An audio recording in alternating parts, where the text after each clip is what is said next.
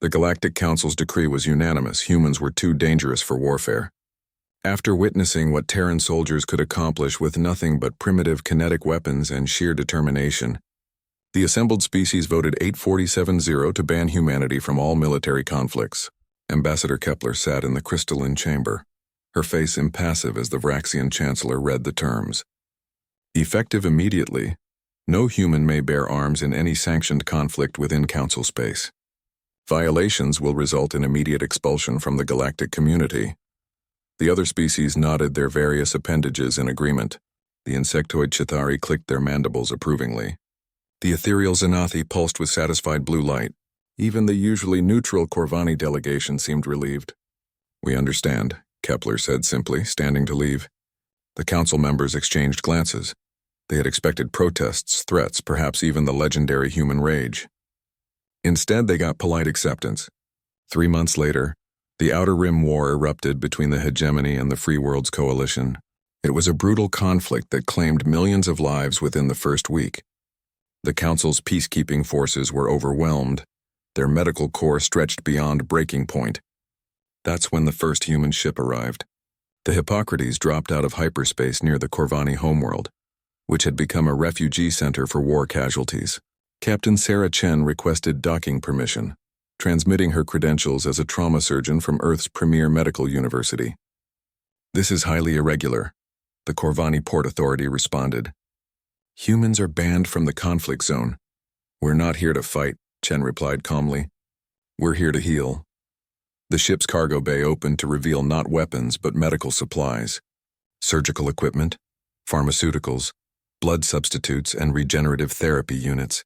Technologies the galaxy had never seen before. And doctors, hundreds of them. Dr. Marcus Webb was the first to set foot on Corvani soil. The locals watched nervously as the tall human approached their makeshift hospital. His gentle demeanor and soft-spoken manner seemed at odds with the terrifying reputation of his species. Within hours, Webb and his team had transformed the chaotic medical facility. They introduced something called triage, a systematic approach to treating the most critical patients first. They performed surgeries with precision that amazed even the Xanathi, whose energy-based healing had long been considered the gold standard. But it was Dr. Elena Vasquez who made the breakthrough that would change everything. She was working on a Chitauri warrior whose carapace had been shattered by plasma fire. The local doctors had given up; the damage was too extensive. Vasquez studied the alien anatomy for hours, then disappeared into the supply bay. She emerged with a device none of them recognized, a 3D molecular printer loaded with synthetic chitin. Working through the night, she literally rebuilt the warrior's shell, layer by microscopic layer. When the Chitauri awoke, he was not just healed, he was stronger than before. Word spread quickly. More human medical ships arrived: the Salk, the Fleming, the Nightingale. Each brought new techniques, new technologies, new hope. The humans introduced battlefield surgery, trauma psychology, and something they called bedside manner, an approach that treated not just the injury, but the whole being. The breakthrough came when Dr. James Okafor encountered his first case of void sickness, a condition that had plagued spacefaring species for millennia. The degenerative disease attacked neural pathways, causing gradual paralysis and eventual death. No known cure existed. Okafor spent weeks studying tissue samples, consulting with colleagues across human space via quantum entanglement communications. The solution, when it came, was elegantly simple: a modified Earth bacterium that could repair damaged neural tissue. The treatment saved not just one patient, but offered hope to millions across the galaxy. The war raged on, but something unprecedented was happening. Casualty rates were dropping dramatically wherever human medical teams operated. Soldiers who would have died from their wounds were returning to their families. Technologies that had seemed like magic were becoming commonplace. The Vraxian Chancellor himself sought out Ambassador Kepler 6 months after the war began.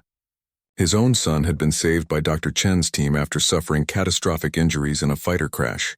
"Your people," he said, his voice heavy with emotion. "We may have misjudged them." Kepler smiled. "Chancellor, you banned us from carrying weapons. You never banned us from carrying hope." The statistics were undeniable. In sectors where human medical teams operated, survival rates were 300% higher than the galactic average. Diseases that had claimed countless lives for generations were being cured with treatments developed in Earth laboratories. The humans had introduced concepts like preventive medicine, psychological counseling, and rehabilitation therapy. More importantly, they had brought something else: the human concept that every life was worth saving. No matter the species, no matter the politics, no matter the odds, if there was even a chance, the humans would try. When the war finally ended, the Galactic Council faced an uncomfortable truth. They had banned humanity from warfare to prevent destruction, but the humans had found a way to participate that brought only healing and hope. The final tally was staggering: over 4 million lives saved by human medical intervention. Technologies shared freely that would benefit the galaxy for generations. A new understanding of what it meant to fight, not against enemies but against suffering itself. At the victory celebration, Ambassador Kepler was approached by representatives from dozens of species. They came to thank her, to apologize, to request permanent human medical missions to their worlds. "You turned our greatest restriction into our greatest contribution," the Chitauri ambassador observed, his rebuilt carapace gleaming in the station's lights. Kepler nodded, watching through the viewport as another human medical vessel prepared to depart. "You banned us from taking lives, so we dedicated ourselves to saving them instead. Sometimes the most human thing we can do is choose compassion over conquest." The decree still stood. Humans remained banned from combat, but they had found something more powerful than any weapon: the ability to heal a galaxy one patient at a time. And whole armies lived,